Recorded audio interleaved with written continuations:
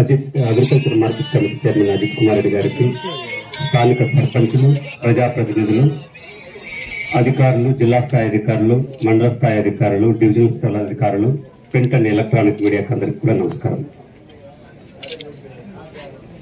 జగనన్నకు చెబుదామనే కార్యక్రమం మనకు రాష్ట్ర వ్యాప్తంగా గతంలో 1902 అనే ఫోన్ నంబర్ కు కాల్ చేసి సమస్యలు చెప్పిన తర్వాత ఆ సమస్య పరిష్కారానికి దాన్ని నోట్ చేసుకుని ఆన్లైన్ లో ఏ డిపార్ట్మెంట్ అయితే ఆ డిపార్ట్మెంట్ ఆ ఫిర్యాదుదారుడికి కాల్ చేసి ఆ గ్రామానికి వెళ్లి అతనితో మాట్లాడి అతని సమస్య ఎప్పటికి పరిష్కారం అవుతుంది అంటే అప్పటికప్పుడే సమస్యలు పరిష్కారం అయ్యేవి ఉంటాయి.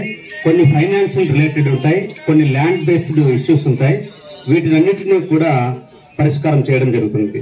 కానీ జగనన్నకు చెబుదామనే కార్యక్రమము ఒక ఫోన్ కాల్ 1902తోనే కాకుండా జిల్లా స్థాయిలో ప్రతి బుధవారము మరియు శుక్రవారము మండల స్థాయిలో అందరూ జిల్లా స్థాయి అధికారులు మరియు మండల డివిజన్ స్థాయి అధికారులు వచ్చి అర్జీదారుల యొక్క సమస్యలు విని ఆ సమస్యలకు పరిష్కారం చూపేదానికి జగనన్నకు చెబుదామనే కార్యక్రమం ఏర్పాటు చేయడం జరిగింది. ఇక్కడ ఈ జగనన్నకు చెబుదాం కార్యక్రమానికి కంటే ముందు మనము ఈ మిచాంగ్ తుఫాన్ గురించి మనం చర్చించుకోవాలి. ఇక్కడ వాకాడు కొన్ని వందల సంవత్సరాల నుంచి అనేక తుఫాన్లు ఎదుర్కొనింది. అనేక తుఫాన్లు ఈ ప్రాంతంలో తీరాన్ని కూడా దాటాయి. చాలా మంది పెద్దలందరితో కూడా మాట్లాడడం జరిగింది. సార్, అనేక తుఫాన్లు మేము చూసాము గత 40 సంవత్సరాల్లో, కానీ మిచాంగ్ లాంటి తుఫాన్లు మేము చూడలేదు, ఇంత తీవ్ర నష్టాన్ని కలిగిస్తుందని మేము ఊహించలేదు అన్నారు. ఇది వాస్తవం. ఎందుకంటే మనకు ఇండియన్ మెటీరియలాజికల్ డిపార్ట్మెంట్ కూడా ఇది ఎక్కడ తీరం దాటుతుంది అని కూడా పూర్తి స్థాయిలో చెప్పలేకపోయింది. ఎందుకు అంటే మామూలుగా బంగాళాఖాతంలో ఏర్పడిన అల్పపీడనము ఏదో ఒక ప్రాంతంలో తీరాన్ని దాటి బలహీనపడడం జరుగుతుంది. కానీ ఈ మిచాంగ్ తుఫాన్ ఏంటంటే మనకు అల్పపీడనం ఏర్పడిన ప్రాంతం నుంచి అది తుఫానుగా, వాయుగుండంగా, తీవ్రమైన తుఫానుగా మారి తీరాన్ని దాటేటప్పుడు సముద్ర తీరానికి 20 కిలోమీటర్ల దూరంలో కేంద్రీకృతమైంది. మామూలుగా 20 కిలోమీటర్ల దూరంలో కేంద్రీకృతమైతే తీరాన్ని దాటేస్తుంది, ఒక 1 అవర్లో దాటేస్తుంది. అంటే గంటకు 7 కిలోమీటర్లతో ఈ వాయుగుండం తుఫాన్ ప్రయాణం చేస్తుంది. 2 అవర్స్ లో దాటుతుంది లేదా 3 అవర్స్ లో దాటుతుంది అనుకున్నాం. కానీ ఏం చేసిందంటే ఈ తుఫాను 20 కిలోమీటర్ల దూరంలో తీర ప్రాంతానికి కేంద్రీకృతమై అక్కడి నుంచి సముద్ర తీర ప్రాంతానికి సమాంతరంగా ప్యారలల్ గా దాదాపు 130 కిలోమీటర్ల పాటు ప్రయాణం చేస్తుంది. దీంతో ఈ తుఫాను ఆ దిశ అనేది ఎవరు అంచనా వేయలేకపోయారు. దీంతో మనకు తీవ్ర నష్టం జరిగింది. ఈ మిచాంగ్ తుఫాను జరిగిన తర్వాత ఈ నష్టాన్ని అంచనా వేయడానికి నేను బాలరెడ్డిపాలెం ఇష్యూ సంఘటన ముఖ్యం. దీనికి బాలరెడ్డిపాలెంలో స్వర్ణముఖి యొక్క ఈ కాలువ తెగిపోవడం వల్ల అక్కడ రెస్క్యూ ఆపరేషన్ చేయాల్సి వచ్చింది. కలెక్టర్ గారు ఒక మాట చెప్పారు. దాదాపు 742 పోల్స్ పడిపోయాయి, 142 ట్రాన్స్ఫార్మర్లు కాలిపోయాయి.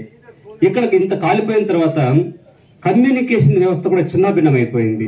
ఒకరితో ఒకరు మాట్లాడుకోలేని, ఒకరితో ఒకరు సంభాషణ చేసుకోలేని పరిస్థితి. ఈ విషయము ఒక్క చావు కూడా జరగకూడదు ఈ తుఫాను వల్ల అనేసి జిల్లా కలెక్టర్ గారు ఆదేశించడం జరిగింది.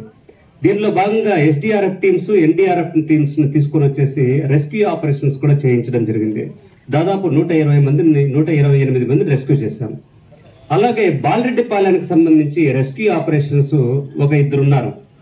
వాళ్ళిద్దరు భార్యాభర్త ఈ యూనియన్ బ్యాంక్ దగ్గర చిక్కుకుపోవడం వల్ల వాళ్ళు ఆ ఉధృతిలో కొట్టుకుపోతారు అనేసి ఇది ఇన్ఫర్మేషన్ వచ్చిన తర్వాత మా డ్రైవర్ అక్కడ ఉంటే కూడా అతనికి ఫోన్ చేసి ఎక్కడున్నామని అడగలేని పరిస్థితి, ఎందుకంటే కమ్యూనికేషన్ లేదు. అలాంటి సమయంలో fire department, SDRF, NDRF teams తో కోఆర్డినేట్ చేసుకుని వీళ్ళందరినీ కూడా బాలరెడ్డిపాలెం తీసుకొని వచ్చి ఇక్కడ రెస్క్యూ ఆపరేషన్ చేసిన తర్వాత ఈ సంఘటనని ముఖ్యమంత్రి గారు చూశారు. ముఖ్యమంత్రి గారు చూసిన తర్వాత మనకు ఈ తుఫాను, మిచాంగ్ తుఫాను పర్యటన ఎక్కడ పెడితే బాగుంటుంది అనేసి సీఎంఓ నుంచి ఫోన్ వచ్చిన తర్వాత district administration, divisional administration call చేసిన తర్వాత నేను మొట్టమొదటి కాల్ చేసిన వ్యక్తి మనకు వాకాడు వైఎస్ఆర్సీపీ సీనియర్ నాయకులు కొడవలూరు భక్తవత్సల రెడ్డి గారు. ఎందుకంటే అన్నకి అపారమైన అనుభవం ఉంది, ప్రతి సమస్య పైన అవగాహన ఉంది. ఎక్కడ మనకు మిచాంగ్ తుఫాను కరెక్ట్ గా అంచనా వేయడానికి ముఖ్యమంత్రి గారు వస్తే బాగుంటుంది అనేసి నిర్ణయించిన తర్వాత కలెక్టర్ గారు, జాయింట్ కలెక్టర్ గారు అయితే దాదాపు 20-30 సార్లు అన్నతో మాట్లాడడం జరిగింది. ఏ ప్లేసు తుఫాను పర్యటన ప్రాంతాలు పెడితే బాగుంటుందనేసి దాదాపు 2-3 అవర్స్ లో వెన్యూ రెడీ చేసి మళ్ళీ కలెక్టర్ గారు వచ్చిన తర్వాత మధ్యాహ్నం నుంచి నాకు తెలిసి ఇక్కడ మన భక్తవత్సల రెడ్డి అన్న, తర్వాత రౌత్ రామకృష్ణ, మేము అసలు ఒక్క క్షణం కూడా నిద్రపోలేదు, ఒక్క నిమిషం కూడా నిద్రపోలేదు. సీఎం గారి పర్యటన విజయవంతం చేయాలి. ఎందుకంటే ఇంతమంది మిచాంగ్ తుఫానులో బాధపడిన బాధితులు ఎవరైతే ఉన్నారో ఆ బాధితుల యొక్క సమస్యలను ముఖ్యమంత్రి గారి దృష్టికి తీసుకెళ్లాలన్న ఉద్దేశంతో దీన్ని ఏం చేస్తే బాగుంటుంది అంటే అతి స్వల్ప కాలంలో ముఖ్యమంత్రి గారికి పూర్తి నష్టాన్ని మనము చూపించగలగాలి అన్న తర్వాత ఏం జరిగిందంటే ఇది ఒక డ్రోన్ టీమ్ 3 డ్రోన్ టీమ్స్ తెప్పించడం జరిగింది. ఆ 3 డ్రోన్ టీమ్స్ ని తెప్పించి తిరుపతి నుంచి డిపార్ట్మెంట్ వారిగా అగ్రికల్చరు, హార్టికల్చరు, ఆక్వా, తర్వాత R&B, Panchayati Raj department wise videos తీయించడం జరిగింది. ఇది తీసిన తర్వాత ఒక ఫోటో ఎగ్జిబిషన్ ఏర్పాటు చేసిన తర్వాత ఆ ఫోటో ఎగ్జిబిషన్, ఈ వీడియోగ్రాఫ్స్ అన్ని చూసిన తర్వాత ముఖ్యమంత్రి గారు చెల్లించిపోయి కేంద్రానికి కూడా లేఖ రాసిన తర్వాత ముఖ్యమంత్రి గారి సూచన మేరకు మనకు కేంద్ర బృందాన్ని కూడా వెంటనే ఇక్కడికి పంపించడానికి చర్యలు తీసుకున్నారు. ఇప్పుడు ఆ కేంద్ర బృందము మనకు వాకాడు గ్రామానికి ముఖ్యమంత్రి గారు ఏ పర్యటన చేశారో ఆ ప్రాంతాలను ఒకసారి చూపించాలన్న ఉద్దేశంతో, అంటే మనకు వర్షము తీరాన్ని దాటిన తర్వాత 7వ తేదీ తీరాన్ని దాటింది, కానీ ఒక వారం రోజుల పాటు ఆ ఫ్లో అంతా వెళ్ళిపోయిన తర్వాత కనపడవు, ఎంత నష్టం జరిగిందో కనిపించదు. ఆ నష్టానికి ఇప్పుడు సాయం చేసే వ్యక్తులు ఎవరైతే సంస్థలు కానీ వచ్చినప్పుడు ఆ వ్యక్తులకి, సంస్థలకి ఆ నష్టాన్ని చూపించగలిగితే ఆ నష్టపరిహారాన్ని మనకు ఇప్పించగలరన్నప్పుడు మనకు రాష్ట్ర ప్రభుత్వం నుంచి మనకు ఇన్ఫర్మేషన్ సెంట్రల్ బృందానికి ఈ తుఫానుకు ప్రభావిత ప్రాంతాలలో అంచనాకి కరెక్ట్ గా చెప్పడానికి మీరు వాళ్ళకి ప్రజెంట్ చేయండి అని చెప్పడం జరిగింది. వాళ్ళు ఇక్కడికి వచ్చి చూశారు. చూసిన తర్వాత మనము డ్రోన్ వీడియోస్, ఫోటోగ్రాఫ్స్ అన్ని కూడా చూసిన తర్వాత మనకు సొల్లూరుపేటలో ఓజిలి మండలంలో డివిజన్ లో ఓజిలి మండలంలో ఫోటో ఎగ్జిబిషన్ తో పాటు ఈ నివేదిక అంతా కూడా చూపించడం జరిగింది. కలెక్టర్ గారు మన రాష్ట్ర విజయవాడలో ఇక్కడ చూసిన తర్వాత కేంద్ర బృందము విజయవాడకు వెళ్లేసి మనము ఏదైతే డ్రోన్ వీడియోస్ తీపించామో అది కూడా సీఎం గారి నోటీస్ లో, సార్ సీఎం గారు నేను కూడా చూశాను ఈ వీడియోస్, మీకు కూడా ఈ వీడియోస్ ఇచ్చారు. ఈ వీడియోస్ ని సెంట్రల్ గవర్నమెంట్ కి పంపించి నష్టపరిహారం రూపంలో మనకు భవిష్యత్తులో వస్తుంది. దీనికి సంబంధించి వ్యవసాయము అంటే agriculture, horticulture crops, aquaculture, R&B roads, panchayat roads, ఇలా ట్రాన్స్పోర్ట్ డిపార్ట్మెంట్ చాలా అన్ని ఆస్తులకు నష్టం కలిగింది. ఈ ఆస్తుల నష్టానికి సంబంధించి మన కలెక్టర్ గారు డిస్ట్రిక్ట్ ఆఫీసర్స్ అందరినీ కూడా అక్కడికి తిరుపతికి పిలిపించుకొని ప్రతి శాఖల వారీగా జరిగిన నష్టాన్నంతా కూడా మన రాష్ట్ర ప్రభుత్వానికి పంపించడం జరిగింది. ఈ రాష్ట్ర ప్రభుత్వం నుంచి సెంట్రల్ గవర్నమెంట్ కూడా పంపించడం జరిగింది. మనకు అతి త్వరలో కేంద్ర సాయం కూడా అందుతుంది. ఇవన్నీ కూడా ఎవరైనా ప్రజాప్రతినిధి కానీ అధికారి కానీ ఫస్ట్ క్షేత్రస్థాయిలో పర్యటించినప్పుడు, క్షేత్రస్థాయిలో చూసినప్పుడు మాత్రమే ఆ అధికారికి కానీ నాయకుడికి కానీ గట్స్ వస్తాయి. నష్టం ఎంత జరిగింది నేను చూశాను, ముఖ్యమంత్రి గారు చెప్తుంటారు, నేను విన్నాను, నేను చూశాను, నేను కన్నాను అనేసి. అలా చూసినప్పుడు పాదయాత్రలో చూసిన అంశాలని ప్రజల సమస్యకు పరిష్కారంగా ప్రభుత్వ పథకాలన్నీ ఏర్పాటు చేశారు. ఈ తుఫానులో ఆ తుఫాను ప్రభావిత ప్రాంతాల్లో ఒక అధికారిగా అన్ని రెస్క్యూ ఆపరేషన్స్ కానీ చూడడం కానీ అక్కడ ఉన్న పరిస్థితులను అంచనా వేయడం కానీ ఇవన్నీ కూడా ఒక క్షేత్రస్థాయిలో చూసిన తర్వాత అధికారికి ధైర్యం ఉంటుంది. అంటే మనకు తిరుపతి హెడ్ క్వార్టర్ లో కానీ విజయవాడలో కానీ వర్షం పడకుండా ఉండొచ్చు, కానీ ఇక్కడ మాత్రం వరదలతో ముంచెత్తుతుంటారు. ఈ వరదల్ని ముంచెత్తిన విషయాన్ని ఈ మండల అడ్మినిస్ట్రేషన్, డివిజనల్ అడ్మినిస్ట్రేషన్ తీసుకెళ్లాలి. అధికారులు ఇంట్లో కూర్చుంటే, అధికారులు ఆఫీస్ కార్యాలయాల్లో కూర్చుంటే నివేదికలు ఇస్తే ఆ నివేదికలో జీవం ఉండదు. కాబట్టి ప్రజల యొక్క ఆకాంక్షలు, ప్రజల యొక్క బాధలకి అక్షర రూపము, నివేదికకు అక్షర రూపం కల్పించాలంటే అధికారి క్షేత్ర పర్యటనలు చేయాలి. నేను 4 గదుల్లో 4 గోడల మధ్య కూర్చుంటాను, నేను నష్ట నివేదికను ఇక్కడి నుంచే పంపిస్తాను, మా కింది స్థాయి స్టాఫ్ ఎవరైతే ఉన్నారో ఆ స్టాఫ్ కు సంబంధించి వాళ్ళు నాకు రిపోర్ట్ ఇస్తే ఆ రిపోర్ట్ నేను పై స్థాయికి పంపించేస్తాను, నా బాధ్యత అయిపోయిందంటే ఆ అధికారులు సక్సెస్ కాలేరు. కాబట్టి ఇక్కడ ఈ మిచాంగ్ తుఫానుకు సంబంధించి మొట్టమొదట మనం అంచనాకు సంబంధించి మనకు గవర్నమెంట్ నుంచి ఈ నష్టానికి సంబంధించి అంచనా వేయమని చెప్పారు. మొట్టమొదట మనకు ఇనండేషన్ అయిన గ్రామాలు అంటే ఒక ఇంటిలో దాదాపు 4 రోజుల నుంచి 5 గంటల పాటు మనకు 5 రోజుల పాటు నీరు నిల్వ ఉండి వంట చేసుకోలేని పరిస్థితి. అలాగే మనకు ఇనండేట్ అంటే ముంపుకు గురైన ప్రాంతాలు ప్రధాన రహదారులతో పూర్తిగా సంబంధ బాంధవ్యాలు కోల్పోయిన గ్రామాలని అన్నిటినీ పెట్టమని చెప్పారు. తర్వాత మనకు దీన్ని తహసీల్దార్స్ కి ఎంపీడీఓస్ కి టెలికాన్ఫరెన్స్ కూడా పెట్టుకొని చెప్పడం జరిగింది. అందరూ తహసీల్దార్స్ అందరూ కూడా మొత్తము 10,000 లోపలే మనకు కుటుంబాలు ఇనండేట్ అయ్యాయి, ముంపుకు గురయ్యాయని రిపోర్ట్ ఇచ్చారు. కానీ దాన్ని నేను వదలలేదు. నేను ప్రతి ప్రాంతము తిరిగాను, ఇది ఇంకా పెంచాలి అనేసి డిస్ట్రిక్ట్ అడ్మినిస్ట్రేషన్ తో కొట్లాడి 40,000 ఫ్యామిలీస్ కి దాన్ని పెంచడం జరిగింది. ఈ 40,000 ఫ్యామిలీస్ కి ఇచ్చినా కూడా ఇంకా కొన్ని ప్రాంతాలు మిగిలిపోయాయి. అలాగే ముఖ్యమంత్రి గారు వచ్చిన తర్వాత పెద్ద మనసుతో మామూలుగా అయితే ఎవరైతే రీహాబిలిటేషన్ సెంటర్ లో ఉంటారో ఒక పర్సన్ కి అయితే 1,000 రూపాయలు, ఇద్దరైతే 2,000 రూపాయలు, ముగ్గురు కంటే ఎక్కువగా ఉంటే 2,500 రూపాయలు ఇవ్వాలి. ఎంతమందికి ఇచ్చారని నన్ను అడిగారు. సార్ ఇది 1,164 మందికి 29,64,321 రూపాయలు ఇచ్చాం సార్ అన్నాను. ఎందుకు అందరికీ ఇచ్చేద్దాము, ఎవరైతే దీంట్లో ముంపుకు గురైనారో వాళ్ళందరికీ ఇద్దామనేసి అనౌన్స్మెంట్ కూడా చేయడం జరిగింది. ఇది బియ్యం ఎంతమందికి అయితే ఎసెన్షియల్ కమాడిటీస్ మన డివిజన్ అంతా కలిపి 40,000 మందికి ఇచ్చాం. ఈ 40,000 మందికి మనకు 2,500 రూపాయలు అంటే 1,000, 2,000, 2,500 వచ్చింది. మొత్తం రాష్ట్ర వ్యాప్తంగా చూస్తే మనము క్షేత్రస్థాయిలో పర్యటించడం వల్ల ఈ అంచనాను పెంచుకోగలిగాము. నెల్లూరు జిల్లాకంతా కలిపి 7 కోట్లు శాంక్షన్ అయింది. కానీ గూడూరు డివిజన్ కు మాత్రమే 8.7 కోట్లు శాంక్షన్ అయింది. ఇక్కడ గతంలో 2021లో మిచాంగ్ వేరే తుఫాన్ వచ్చినప్పుడు, ఎప్పుడైనా తుఫాన్ వచ్చినప్పుడు అందరూ ఒకటే మనము ఒక తీర్మానానికి రావాలి, ప్రజాప్రతినిధులు కానీ అధికారులు కానీ. ముంపుకు గురైన ప్రాంతమే కాకుండా ఈ ప్రాంతంలో అత్యధిక వర్షపాతం ఉంటుంది, ఎక్కువ పంట నష్టము, పంట పొలాలు మునిగిపోవడము, రహదారి సౌకర్యం కోల్పోవడము, ఎలక్ట్రిఫికేషన్ లేకపోవడం వల్ల దీంతో ముంపుకు గురైన ప్రాంతాలే కాకుండా అందరికీ కూడా 25 కేజీల బియ్యం ఇవ్వాలని 2021లో ఇవ్వడం జరిగింది. అదే రిపోర్ట్ మళ్ళీ కూడా కలెక్టర్ గారికి పంపించాం. సార్ ఇలా కాకుండా దాదాపు వారం రోజుల పాటు అంధకారంలో డివిజన్ ఉంది, వారం రోజుల పాటు చాలా మంది ఇబ్బంది పడుతున్నారు. ఈ విషయాలన్నింటినీ కూడా ప్రభుత్వానికి, జిల్లా కలెక్టర్ ద్వారా ప్రభుత్వానికి కూడా పంపించడం జరిగింది.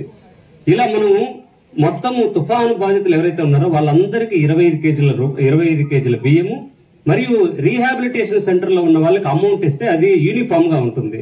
ఇప్పుడు వాకాడుకు సంబంధించి ఇంకా కొన్ని గ్రామాల్లో బియ్యం రాలేదు, ఇంకా కొన్ని గ్రామాలలో డబ్బులు రాలేదనేసి మనకు ఇక్కడ కార్యాలయంలో ప్రజాప్రతినిధులు కానీ అలాగే శాసనసభ్యుల దగ్గరికి, శాసన మండలి సభ్యుల దగ్గరికి, తర్వాత మన మినిస్టర్ గారికి కాకాని గోవర్ధన్ రెడ్డి సార్ దగ్గర కూడా తీసుకెళ్లడం జరిగింది. ఈ విషయాలన్నీ కూడా కలెక్టర్ ద్వారా ప్రభుత్వానికి పంపించడం జరిగింది. అక్కడి నుంచి అప్రూవల్ వచ్చిన తర్వాత వాళ్ళకు కూడా ఇవ్వడం జరుగుతుంది.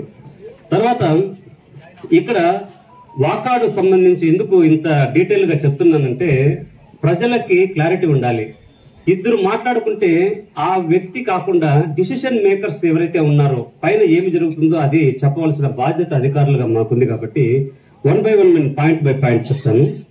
ఇక్కడ బాలరెడ్డిపాలెం దగ్గర 4 కుటుంబాలు పూర్తిగా ఇల్లంతా వాషౌట్ అయిపోయాయి. ఆ వాషౌట్ అయిపోయిన కుటుంబాలకి 1,20,000 చొప్పున 4,80,000 రూపాయలు ఇవ్వడం జరిగింది. అలాగే 6,635 మందికి 20 కేజీల బియ్యము మరియు పామాయిల్ 1 లీటరు, ఆనియన్స్ మనకు 1 కేజీ.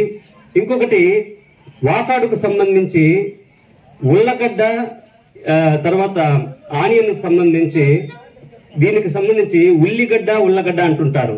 దానికి సంబంధించి కొన్ని నేను సోషల్ మీడియాలో రాయలసీమలో పుట్టి పెరిగిన తర్వాత కడప ప్రాంతంలో దాదాపు 20 సంవత్సరాల పాటు ఉన్నాం. మేమైతే మీరు ఆలుగడ్డ లేదా బంగాళాదుంప అంటారు, అక్కడ రాయలసీమలో కడప జిల్లాలో ఉల్లగడ్డ అంటారు, కర్నూలు జిల్లాలో ఉల్లిగడ్డ అంటే ఎర్రగడ్డ. స్థానిక మాండలిక భాషలో కూడా మనము అర్థం చేసుకోవాలి.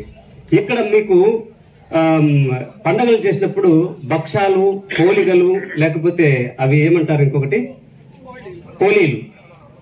అక్కడ ఈ కర్నూలు జిల్లాకి వెళ్తే దాన్ని భక్షాలు అంటారు.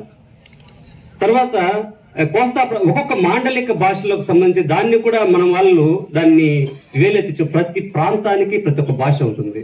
ఇప్పుడు కూడా మా ప్రాంతాల్లో అయితే ఉల్లగడ్డ తాలింపు అంట, ఉల్లగడ్డ తాలింపు అంటే బంగాళాదుంప.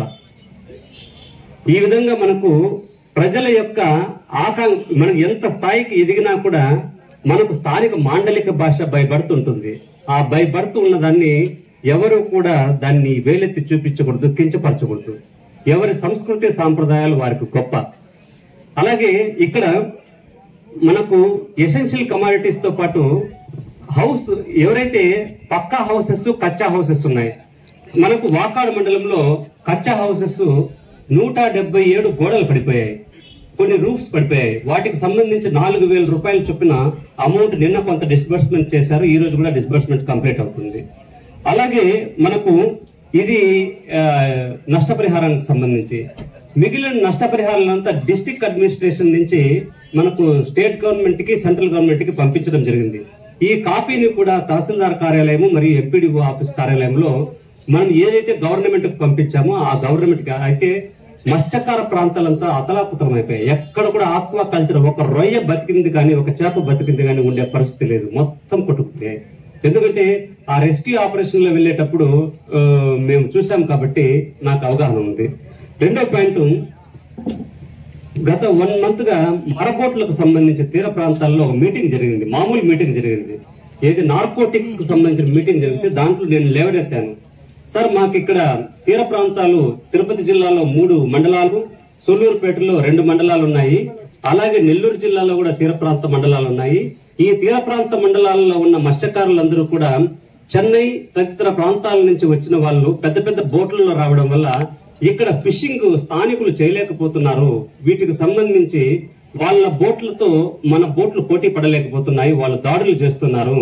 ఈ దాడులకు సంబంధించి ఒక సమన్వయ కమిటీ ఏర్పాటు చేయండి అంటే కలెక్టర్ గారు సానుకూలంగా స్పందించి ఇప్పుడు మధ్యాహ్నం కలెక్టరేట్ వెళ్ళిన డిఆర్ఓ గారితో మాట్లాడి ఒక మీటింగ్ కండక్ట్ చేస్తే ఇక్కడ మనకు మరబోట్లు ఉంటే, పెద్ద బోట్లు ఉంటే వాళ్ళని అడ్డుకునేదానికి అవకాశం ఉంటుంది. దీనికి సంబంధించి 2 కోట్ల రూపాయలు సారు కలెక్టర్ గారు ఎంపీ గారితో మాట్లాడడం జరిగింది. ఈ కోఆర్డినేషన్ మీటింగ్ జరిగితే ఆ మరబోటుకు సంబంధించిన 2 కోట్ల రూపాయలు శాంక్షన్ చేస్తామనేసి కలెక్టర్ గారు చెప్పడం జరిగింది. ఇది రెండో పాయింట్. అలాగే మౌత్ ఓపెనింగ్ కి సంబంధించి సూళ్లూరుపేటలో మన ముఖ్యమంత్రి గారి పర్యటన తర్వాత అక్కడ తుఫాను వచ్చిన తర్వాత ఆ ప్రోగ్రాం రద్దయింది. అక్కడ 120 కోట్లతో ఉత్తరాది ప్రాంతంలో ఎలక్షన్స్ జరుగుతున్న కారణంగా ఆ 120 కోట్లు శాంక్షన్ అవుతుంది అనుకున్నాము. ఇది ఒకసారి నేను ఎంపీ గారితో కూడా ఒకసారి మాట్లాడిన తర్వాత ఎంతవరకు ఈ ఫైల్స్ వచ్చాయి, పార్లమెంట్ సెషన్ జరుగుతున్నాయి కాబట్టి ఈ 120 crores శాంక్షన్ అయిపోతే అంత ఫైనల్ స్టేజ్ లో ఉంది. మినిస్టర్ గారు సెంట్రల్ గవర్నమెంట్ లో అప్రూవ్ చేస్తే మనకు మౌత్ ఓపెనింగ్ ఇక్కడ ఉన్న తీర ప్రాంతాల్లో ఉన్న మత్స్యకారులు ఎవరైతే ఉన్నారో ఈ కాలువల ద్వారా ప్రయాణం చేసి సముద్రాల్లోకి వెళ్లి చేపల వేట కొనసాగించడానికి ఈ 120 కోట్ల మౌత్ ఓపెనింగ్ చేస్తే అది కూడా మనకు పూడిరాయిద్దరు ఆ ప్రాంతంలో, నవాబ్పేట ఆ ప్రాంతంలో మౌత్ ఓపెనింగ్ కూడా అతి త్వరలో జరుగుతుందని అనుకుంటున్నాము. అలాగే ల్యాండ్ డిస్ట్రిబ్యూషన్ సంబంధించి మనకు 13 సంవత్సరాలుగా భూ పంపిణీ జరగలేదు. ఈ 13 సంవత్సరాల చివరి భూ పంపిణీ డాక్టర్ వైఎస్ రాజశేఖర రెడ్డి గారు ముఖ్యమంత్రిగా ఉన్నప్పుడు 7వ విడత భూ పంపిణీ జరిగింది, చివరి భూ పంపిణీ కార్యక్రమం. ఆ తర్వాత మన ముఖ్యమంత్రి గారు జగన్మోహన్ రెడ్డి గారు వచ్చిన తర్వాత ఫ్రెష్ అసైన్మెంట్ కి అంకురార్పణ చేయడం జరిగింది. ఇక్కడ భూమి లేని నిరుపేదలందరికీ కూడా వారికి వెట్లాండ్ అయితే మాగాణి అయితే 2.5 ఎకరాలు, మెట్ట భూములు అయితే 5 ఎకరాల వరకు ఇవ్వచ్చు. భూమి లభ్యత తక్కువగా ఉన్న చోట కోనేరు రంగారావు కమిటీ సిఫార్సుల మేరకు వెట్లాండ్ 1 ఎకరు, డ్రైలాండ్ 2.5 acres ఇవ్వచ్చు. ఇక్కడ విఆర్ఓలు, తహసీల్దార్స్ ఎంత ప్రోయాక్టివ్ గా ఉండాలి అంటే ఇక్కడ మన ఆస్తులు మనం ఎవరికి ఇవ్వట్లేదు. ప్రభుత్వం సంబంధించిన భూములని పేద ప్రజలకి మనం ఇస్తున్నాం. ఈ పేద ప్రజలకు ఇచ్చేటప్పుడు మనము ఒక 20% పాజిటివ్ దృక్పథంతో ఉండాలి. ఎప్పుడు కూడా గీత గీసుకున్నట్టు ఇంతే ఇలాగే ఇలా అని ఎక్కడికి ఎవరికి ఉద్యోగాలు పోవు, ఎవరికి ఛార్జెస్ ఫ్రేమ్ కావు.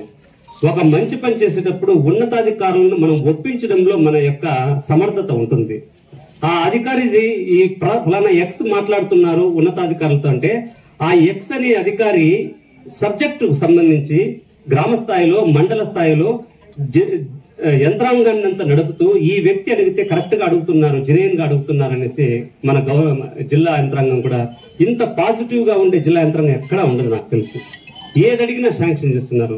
అందుకు అనేక సర్వేలు నిర్వహించి దాదాపు మన మొత్తం జిల్లాలో భూ పంపిణీ జరిగితే ఫస్ట్ గూడూరు డివిజన్ 850 ఎకరాలు ఇచ్చాము.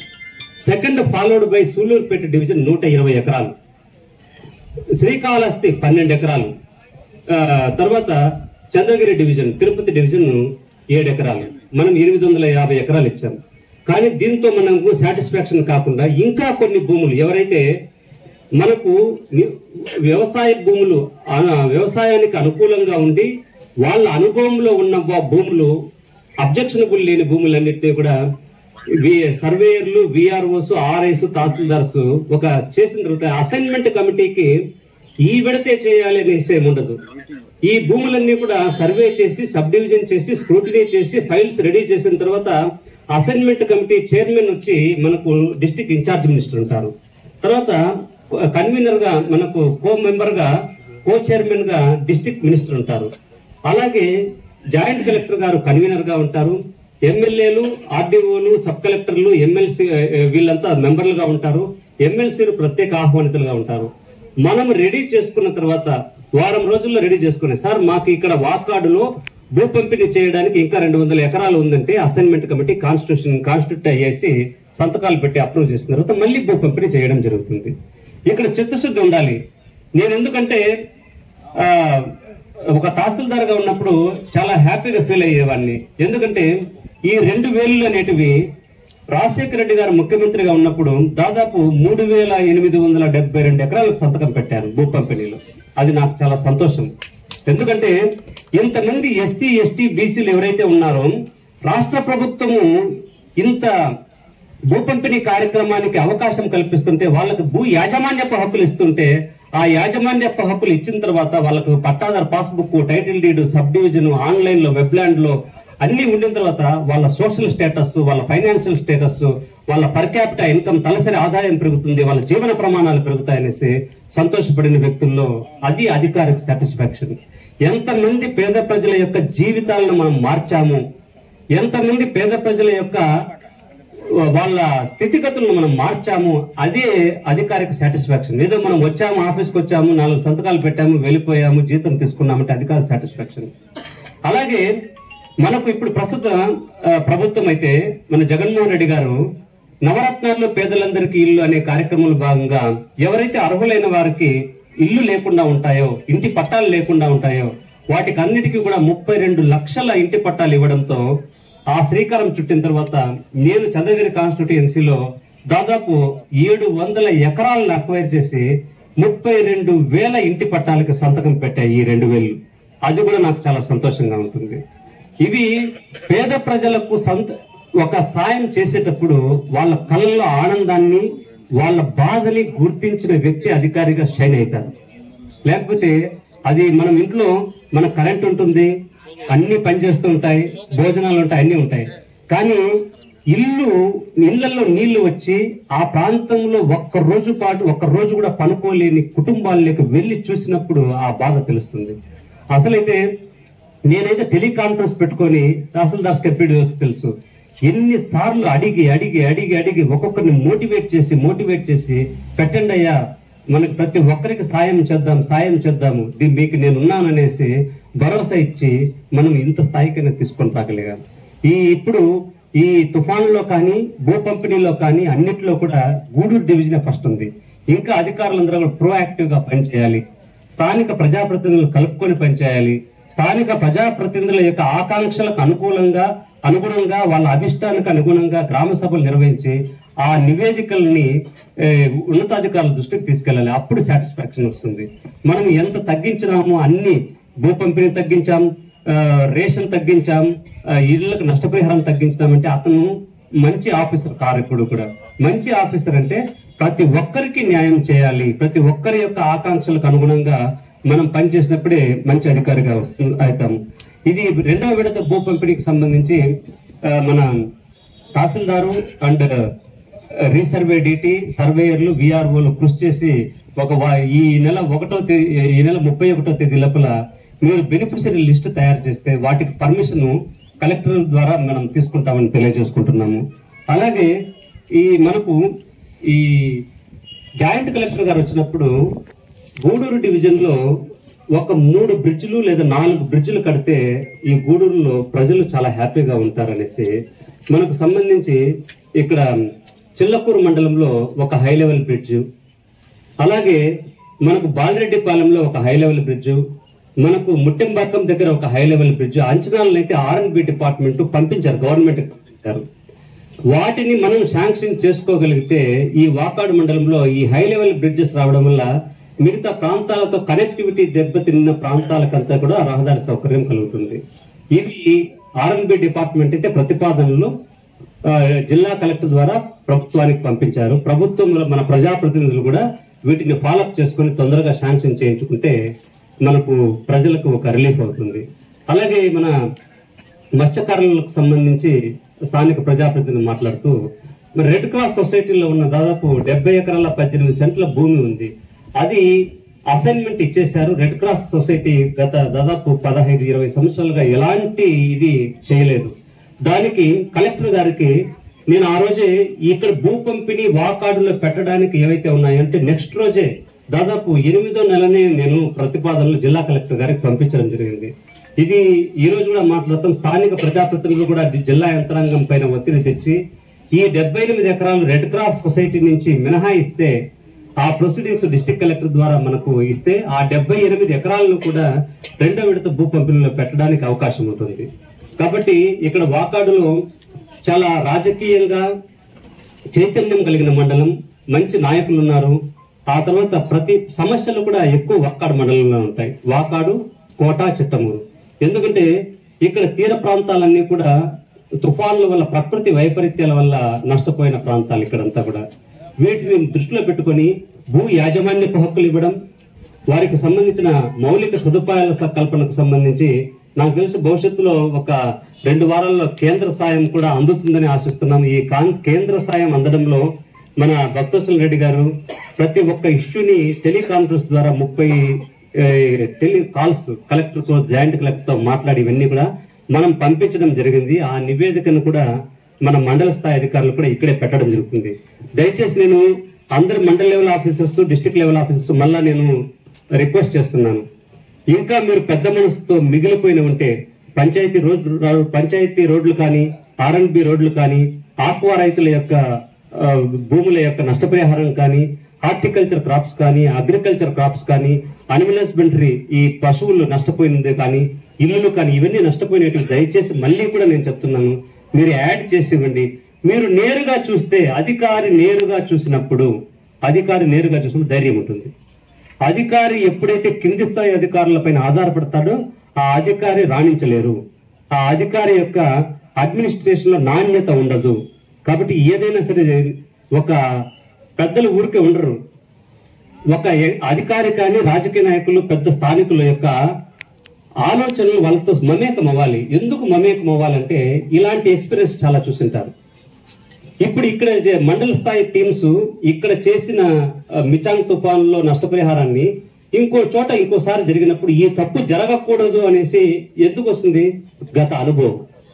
ఉజ్వలమైన భవిష్యత్తు గతం పునాది అన్నట్టు మనకి ఇక్కడ పెద్దలు ఉన్నారు, వాళ్ళతో మాట్లాడాలి. మాట్లాడిన తర్వాత ఎప్పుడు నేను కూడా పెద్దవాళ్ళని ఎప్పుడు కూడా నేను ఒక నిఘంటువులాగా భావిస్తాను. ఎందుకంటే మనము 2 నెలలు, 3 నెలలు, 4 నెలల్లో నేర్చుకునేది ఇక్కడ స్థానిక పెద్దలతో కూర్చున్న తర్వాత మనము 2 గంటలు, 3 గంటల్లో నేర్చుకోవచ్చు. నేను అనే అహంకారం వదిలేసేయాలి. ఇప్పుడు నేను డిప్యూటీ కలెక్టర్, నేను ఎంపీడీఓ, నేను డిఎల్డిఓ, నేను డిఎల్పిఓ అన్నప్పుడు క్యాడర్ అడ్డు వస్తుంది. నేను పబ్లిక్ సర్వెంట్ అనుకుంటే అందరూ ఒకటే. కాబట్టి పబ్లిక్ సర్వెంట్ ఎప్పుడు కూడా ఆ దృక్కోణంలో చూడగలిగినప్పుడు ప్రజలకు ఎక్కువ స్థాయిలో న్యాయం చేయడానికి అవగాహన ఉంటుంది. ఇవన్నీ కూడా అన్నిటికంటే ముఖ్యంగా ఈరోజు నేను ప్రత్యేకంగా ఆఫీసులో ఒక సన్మాన కార్యక్రమము ఒక డిపార్ట్మెంట్కి చేయాలనుకున్నాము. ఎందుకంటే గాలులు 95 కిలోమీటర్ల వేగం నుంచి 130 కిలోమీటర్ల వేగంతో దాదాపు 742 ఫోర్స్ పడిపోతే ఎలక్ట్రికల్ ట్రాన్స్పోర్ట్ డిపార్ట్మెంట్ అయితే అహర్నిశలు కష్టపడి నెల్లూరు నుంచి తిరుపతి నుంచి ప్రతి ఒక్క పోల్ ని రెస్టోర్ చేయాలి, దాదాపు 4 నుంచి 5 రోజుల పాటు అంధకారంలో ఉన్నాయనేసి కృషి చేసిన ఎలక్ట్రిసిటీ ట్రాన్స్పోర్ట్ డిపార్ట్మెంట్ కి మన ఇస్మాయిల్ సార్ కి వాళ్ళ బృందానికి ప్రత్యేకంగా ఈ వేదిక నుంచి ధన్యవాదాలు తెలియజేస్తున్నాను. ఎందుకంటే చేసిన విషయాన్ని చెప్పుకోవాలి. నాకు కూడా కరెంటు లేకపోతే మన గూడూరులో ఎక్కడా లేకపోతే నైట్ వాళ్ళ ఆఫీస్ కి ఎస్సీఏ సార్ వాళ్ళ ఆఫీస్ కి వెళ్ళేసి ఫోన్ ఛార్జింగ్ పెట్టుకొని వచ్చేవాడిని. నైట్ 12-2 గంటల మధ్య డిస్ట్రిక్ట్ అడ్మినిస్ట్రేషన్ కు నేను అందుబాటులో ఉండాలనేసి. కాబట్టి ఒక్క పవర్ సప్లై లేకపోతే కమ్యూనికేషన్ ఎంత ఇబ్బందుల్లో ఉంటుందో గుర్తించాం. కాబట్టి ఇవి ఎందుకంటే ఇంత సుదీర్ఘ ప్రసంగం చేయాల్సి వచ్చింది. కాబట్టి ఇక్కడ సమస్యలని ఏ స్థాయిలో మనం తీసుకోగలిగాం, లేకపోతే మనం డ్రోన్ వీడియోస్ తీసుకోలేదు, అన్న భక్తచంద్ర రెడ్డి అంతా మాట్లాడకపోతే ఇక్కడ మన వాకాడులో ఆ ప్రాంతం పెట్టింటారో లేదో తెలియదు. ఆ ప్రాంతం చూసిన తర్వాత కేంద్ర బృందం వస్తుందో లేదో తెలియదు. కానీ ముఖ్యమంత్రి గారు సెలెక్ట్ చేసుకొని ఈ ప్రాంతానికి రావడం, ఈ ప్రాంతంలో జరిగిన నష్టాన్ని కేంద్రానికి నివేదించడం, ఇప్పుడు కేంద్ర సాయం చేస్తే దీనికంటే మించిన సక్సెస్ ఏది ఉండదు. భవిష్యత్తులో ఆ కేంద్ర స్థాయి కూడా వస్తుందని కోరుకుంటూ ఇప్పుడు మనకు ఈ జగనన్నకు చెబుదామనేసి అర్జీలకు సంబంధించి వచ్చిన తర్వాత అర్జీదారులు వాళ్ళ డిపార్ట్మెంట్ కు ఆ అర్జీలను ఇవ్వడం జరుగుతుంది. దయచేసి ఇంతమంది ప్రజల యొక్క ఆకాంక్షలకి ప్రతిరూపం ఉద్యోగులు క్షేత్రస్థాయిలో స్థానిక ప్రజాప్రతినిధులతో మమేకమై ఉద్యోగం చేసుకుంటే అద్భుతమైన ఫలితాలు వస్తాయి. తప్పుగా చెప్పండి, ఒప్పుగా చెప్పండి. మనము అధికారి యొక్క చిత్తశుద్ధి ఉంటే ప్రజాప్రతినిధులు కూడా సార్ ఇది అన్న ఇది తప్పు అంటే వింటారు. ఎవరు తప్పు, మనం అధికారి యొక్క చిత్తశుద్ధి కరెక్ట్ గా ఉన్నప్పుడు ఎవరినైనా మనం ఒప్పించగలం. ఆ నమ్మకం నాకుంది. కాబట్టి అందరూ కూడా ఈ మిచాంగ్ తుఫాన్లో సంబంధించి ఇంకా అడిషనల్ గా కూడా ఏమైనా ఉంటే కూడా డిస్ట్రిక్ట్ అడ్మినిస్ట్రేషన్ ద్వారా మన ప్రభుత్వానికి పంపించవలసిందిగా ఆ నివేదికను కూడా స్థానిక ప్రజాప్రతినిధులు కూడా అందుబాటులో ఉంచే విధంగా ఒక 2 days లో పెడతామని తెలియజేస్తూ ఈ కార్యక్రమంలో ప్రజల యొక్క సమస్యలకు సంబంధించి ఇక్కడ 1 by 1 వచ్చినప్పుడు ఇంకా నేను ఒక టార్గెట్ ఏంటంటే 2వ విడత భూ పంపిణీని తహసీల్దార్ గారు వాళ్ళ టీం నేను చెప్తున్నాను, ఈ నెల 31 లోపల మీరు రెడీ చేసుకుంటే సంక్రాంతి కానుకగా 2వ విడత భూ పంపిణీ మనకు కానుకగా ఇద్దాం. సంక్రాంతికి మళ్ళీ మనం కానుకగా ఇద్దాం. ఎందుకంటే మనకు కోడ్ వచ్చి ఫిబ్రవరిలో వస్తుంది. సంక్రాంతి కానుకగా 2వ విడత భూ పంపిణీ, దీంట్లో కూడా రెడ్ క్రాస్ సొసైటీ భూముల్ని కూడా ఒక 78 ఎకరాలు చేర్చి మిగతా కూడా వాళ్ళను కూడా బెనిఫిషరీస్ గా చేర్చవలసిందిగా తహసీల్దార్ గారిని కోరుతున్నాము. Thank you. ధన్యవాదాలు సార్.